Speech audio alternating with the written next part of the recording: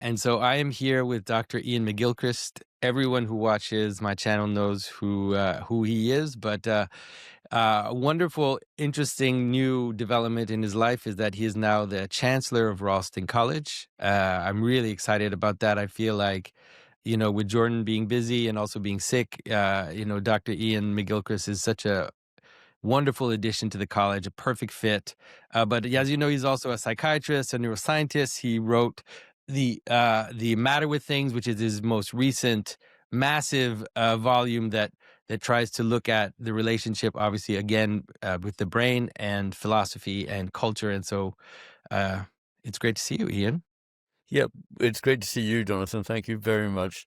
I'm looking forward to talking. So maybe we can start with this. What is it that made you move in this direction of? I mean, I've been a fan of Ralston now since it started. I really love what Mm. they're doing. I feel like it is, in some ways, it's so counterintuitive in terms of how all society is going. But I feel like that is really the direction to go, is to create, in some ways, Yes. an true intellectual elite. So, what is it that attracted you to this position? Uh, First of all, that I was honored to be asked, I suppose. But yeah.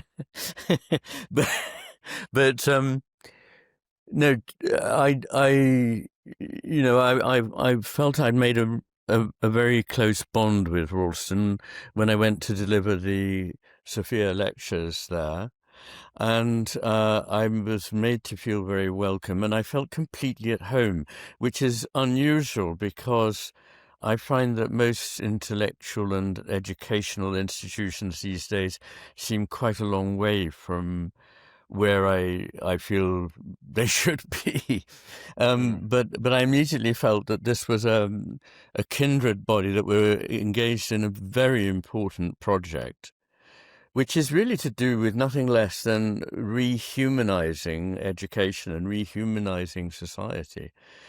Yeah. Um, it may sound a little strange to say that, because uh, superficially we are still sending our young humans to these educational institutions, but more and more education at school level and even at university level is devoid of a number of things. It's devoid of the really all-important context of the culture out of which we come. And, one of the most bizarre features of our society now, and it can be explained, is that we are effectively committing suicide. We are the honored recipients, the inheritors of one of the greatest movements that the world has ever seen, that of Western civilization. And in the early days of my life, I was quite a critic of Western civilization, and I've always felt very much the pull of Eastern ways of thinking. And that's not unusual in the Western tradition. There are plenty of people in that tradition, Whitehead above all, who has. But increasingly, I feel it's so important not to be robbed of all that is miraculously good in it. Things that we take for granted, like the idea of the balance between an individual and society, neither dominating over the other, the idea of democracy, the idea of the coming together of knowledge across the sciences and the humanities. These things are terribly important. And I think that we're losing sight of them. And if you wanted to destroy a society or a civilization, what you would do is you would obliterate that culture's past, and you would say that it was toxic and terrible, and you would leave people in a very vulnerable and disorientated position in which they didn't know what to believe or what to doubt. And I think that's where we've gone. Now, I'm not suggesting, above all, I'm not suggesting that a critical mind is not important. I've always tended to be a little irritatingly sort of on the other side of whatever argument is currently going on. So, I mean, I call I call myself a believer among skeptics and a skeptic amongst believers. So I do think it's very, very important to hold both sides of, or many sides of anything you're talking about. But that is now rare. And what Ralston is doing is offering people a grounding in their own history and culture, in the humane ideas that have emerged from it, and really to understand and live that, not just to sort of check box a few ideas, but to sort of internalize it and live it as a way of being in the world. That's wonderful. Yeah, I feel exactly the same. And, one of the interesting things about Ralston is that in some ways it sometimes can feel like a drop in an ocean of chaos. Like here's this little thing Yes. that is just, but that's actually how seeds function. That's how the difference in quality. And, if you can form even just a few people with extreme with the quality they need to kind of be transformative people, that's how the future is made. It's actually not made through mass transformation. It's made through the transformation of people. You're so, so right. And I can't remember the precise wording of it, but the famous quote from Margaret Mead that never doubt that a small group of people can completely change the road or the path of a civilization. In fact, nothing else ever has. So, I That's mean, we right. really require these small groups of people who um, they don't have to become fanatical. They only have to truly believe what it is they know and know what it is they truly believe.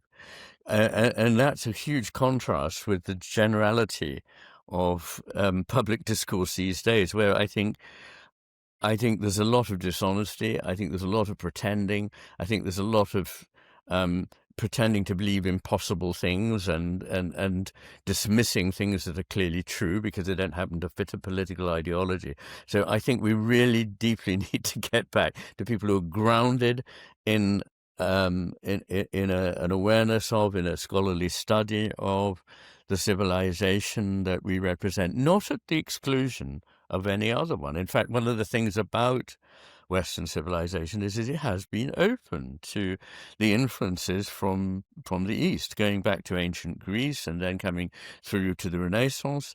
There are important strands that come here from Eastern and from Judaic and other roots that are not, Central European ones. Yeah, that's exactly right. You see it in, even I was reading the Legends of Alexander the Great, and he does this great trek to India to meet with the Brahmins, the naked philosophers, and so this is something that's Yes. been around forever, like this idea of this Yes. connection to the East. Yeah, definitely. Mm. And there was a great trade between and movement of ideas between India and the Eastern Mediterranean a couple of thousand years ago.